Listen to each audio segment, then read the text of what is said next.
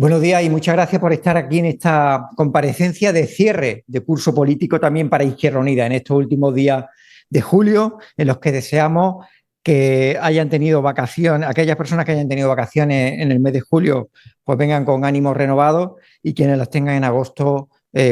tengan la ilusión de desarrollarlas con la mejor de las felicidades. Este curso político que cerramos desde Izquierda Unida lo cerramos con varias cuestiones. La primera y principal coincide con una noticia, que es el crecimiento económico en el segundo trimestre del 0,7% de la economía española, que de alguna forma explica la finalidad de por qué Izquierda Unida está en el gobierno de España. Pues para traducir esos datos macroeconómicos en mejoras materiales. Izquierda Unida quiere llegar más allá de lo que son datos macroeconómicos que muchas veces se quedan en eso y no se traducen en mejoras materiales. La función y finalidad que tiene Izquierda Unida en el gobierno tiene que ver con reformas estructurales que supongan la mejora de la vida de las clases trabajadoras, la mejora de sus rentas. Y por tanto, noticias como el aumento histórico de afiliaciones a la Seguridad Social son positivas, pero deben hacernos ver la importancia de asumir retos en mejores condiciones, como son la eliminación de la precariedad y la mejora de los salarios como asignaturas pendientes. Hoy el Consejo de Ministros aprueba el aumento de a 17 semanas de prestación retribuida a los asalariados para el cuidado de hijos. Es un dato que mejora y ensancha derechos, junto con el aumento a familias monoparentales, como lo ha sido el aumento de la renta a través del salario mínimo interprofesional o de las pensiones. En esos retos en los que nos situamos en estos momentos. ¿Y por qué nos situamos en estos retos? Porque frente al catastrofismo de Feijóo ayer, que fue absolutamente patético en su intervención, una intervención de lamentos y de jeremiadas, en una acción hipócrita de quien le gustaría estar en el gobierno y no puede porque no tiene mayoría parlamentaria y difícilmente con su discurso asociado a Vox la va a tener. Pero no nos situamos tampoco en un, vamos a llamarlo así, optimismo que no tenga que ver con datos concretos. Nosotros celebramos las medidas que acabamos de abordar y lo vinculamos a la necesidad de corregir la succión de las rentas del trabajo que se están produciendo ahora mismo en la vivienda a través de los costes muchas veces inasumibles en alquiler y en compra. Por eso celebramos el anuncio de que hay intención por el gobierno de abordar el debate de los presupuestos generales del Estado. ¿Por qué? Izquierda Unida lleva desde septiembre del año pasado advirtiéndolo. Todo gobierno que se precie tiene que presentar presupuestos generales. Y este año tienen que presentarse con más razón por dos motivos. El primero, porque necesita abordarse con carácter prioritario el problema de la vivienda, que es el auténtico agujero negro de las rentas del trabajo, por donde se van las mejoras salariales. Y en segundo lugar, porque la ley de vivienda y el que sean ya más de 300, concretamente 301 los municipios que tienen declarados zonas tensionadas, nos debe llamar la atención para abordar que el desarrollo de la ley de vivienda puede aminorar determinadas contradicciones que existen en zonas muy tensionadas y que tendrán un tope vinculado a las rentas que publica el propio ministerio, pero además evidencia el boicot, el sabotaje que hacen los gobiernos autonómicos del Partido Popular para evitar que en las comunidades donde se gobierna, como Madrid o Andalucía, por ejemplo, o Comunidad Valenciana, donde hay zonas evidentemente tensionadas, podemos poner el ejemplo mayor de la ciudad de Málaga, pues el boicoteo del Partido Popular impide que así se desarrolle. Y yo creo que tenemos que abordar una fórmula de convenios con ayuntamientos y de intervención desde el gobierno central en los casos de evidente sabotaje o boicot a la aplicación de la ley de vivienda, que debe ser el centro del debate de los presupuestos generales del Estado para 2026. Junto a ello, el blindaje y el fortalecimiento de los servicios públicos como eje de desarrollo y, como digo, para terminar este punto, como empecé, el aprovechar los presupuestos generales del Estado para profundizar en reformas estructurales que impidan que, aunque vengan otros gobiernos, se puedan dar marcha atrás sobre esas conquistas. En segundo lugar, queríamos hablaros de una evaluación que hacemos con carácter interno en Izquierda Unida, pero que queremos compartirlo con la sociedad, porque así lo compartimos desde su inicio, con la evaluación de la convocatoria por la democracia, una iniciativa que sacamos a finales de noviembre, en la que habíamos aprobado el verano pasado y estuvimos desarrollando el diseño de actos por todo el mapa de España, de ciudades, capitales de provincia, pueblos, con unos encuentros que nos permitieran reconectar y contactar con población de izquierda y más allá de la militancia y simpatizantes de Izquierda Unida, con organizaciones y movimientos sociales que permitieran reflexionar conjuntamente sobre la coyuntura actual, el avance de la extrema derecha y la capacidad de organizarnos para establecer una propuesta de modelo de sociedad, de Estado y de gobierno alternativo. Tengo que deciros que hemos hecho una evaluación muy positiva, a falta de su ratificación por el Consejo Federal de esta tarde,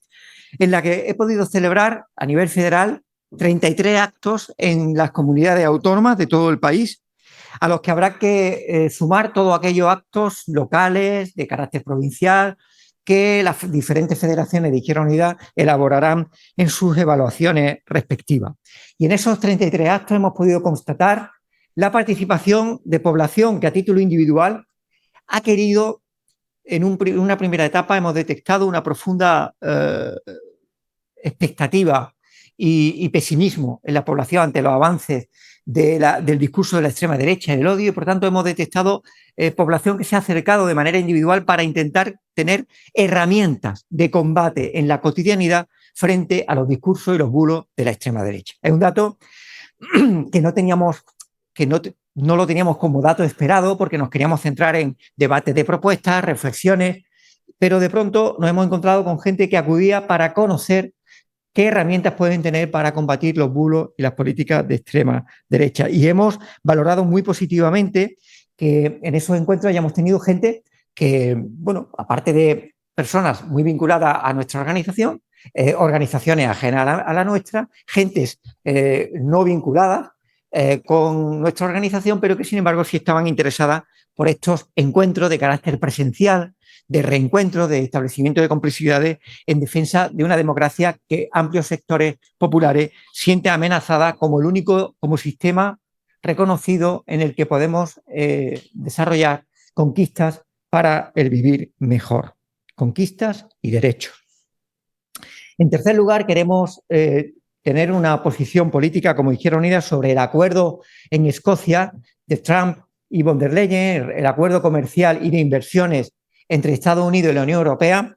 que supone la rendición de la Unión Europea ante los Estados Unidos. 87 años después de la rendición de Múnich ante Hitler por las potencias europeas de entonces, Reino Unido y Francia, Chamberlain y Daladier como primeros ministros ante Hitler y sus pretensiones de anexión de los sudetes checoslovacos, 87 años después, Europa vuelve, en este caso, se rinde ante el otro emperador, ante Trump, y se rinde en un acto y un acuerdo absolutamente humillante e inasumible para España. Hablamos del gasto, del compromiso de gasto de 750.000 millones de euros en energía y en gas, en un gas licuado que es un 24% más caro que el que se puede comprar en países como Qatar o Rusia y que a cambio no supone ningún tipo de compromiso por Estados Unidos hacia la Unión Europea. Un acuerdo que supone un 15% de aranceles generalizados sin reciprocidad hacia los productos de Estados Unidos. Cuando se abandona el criterio de reciprocidad en los acuerdos internacionales, se levanta la bandera blanca de la rendición previa a cualquier negociación. Pero no basta con decir que no hay entusiasmo en el acuerdo. Este acuerdo hay que bloquearlo. ¿Saben ustedes por qué? Porque la Unión Europea tiene competencias sobre la capacidad de bloquear un acuerdo comercial, pero no tiene competencias, tiene competencias para acordar un tratado de carácter comercial, pero no tiene competencias para acordar un tratado de inversiones. Y esto es un tratado mixto, comercial y de inversiones, y para el de inversiones y al ser mixto necesita la ratificación del Consejo Europeo. Por tanto, nosotros vamos a instar al Gobierno de España que bloquee este tratado o que se oponga a él y, por supuesto, que como tratado de inversión debe ser ratificado por los parlamentos europeos, por los parlamentos nacionales, perdón, y en esos parlamentos nacionales nosotros vamos a establecer la máxima alianza aritmética para que este acuerdo se venga abajo. Estamos hablando de una rendición y por ello los diputados de Izquierda Unida han pedido al grupo parlamentario de Sumar que solicite la comparecencia del ministro Álvarez en la Diputación Permanente. Creemos que este acuerdo va a tener consecuencias más allá del acuerdo concreto. Va a tener consecuencias en una rendición de la Unión Europea que ha demostrado al resto del mundo que tenía una expectativa de que la Unión Europea se plantara para fortalecer la dimensión multilateral en las relaciones comerciales e internacionales, pues ha perdido la esperanza de que la Unión Europea mantenga la dignidad, la autonomía estratégica y un carácter geopolítico de amistad con todos los pueblos del mundo. Esa es una noticia negativa con la que nos vamos en el curso político y creemos que es importante abrir un debate en nuestro país sobre la necesidad de que este acuerdo no se traduzca en hechos ni se llegue a llevar a cabo. Y por último, no podemos dejar de hablar de Gaza. 200.000 personas asesinadas. ¿Qué tiene que pasar más para que la Unión Europea, para que Europa no solo levante la voz, sino rompa relaciones con Israel y establezca la paralización del acuerdo de asociación preferente con Israel, en cuyo artículo 2 se establece que la violación de los derechos humanos es causa para su derogación? ¿Qué tiene que ocurrir? 200.000 personas asesinadas producto de desapariciones, de bombardeos, de hambre, de muertes indirectas producidas de manera ralentizada. ¿Qué tiene que pasar más para seguir viendo las imágenes desoladoras de niños y niñas víctimas de la hambruna? Tenemos que plantarnos ante Israel y queremos y exigimos al gobierno de España que rompa relaciones con Israel, diplomáticas y comerciales. No podemos soportar el genocidio que se produce televisado día a día ante nuestros ojos. Y con esta elevación de desesperación ante la inacción de las instituciones internacionales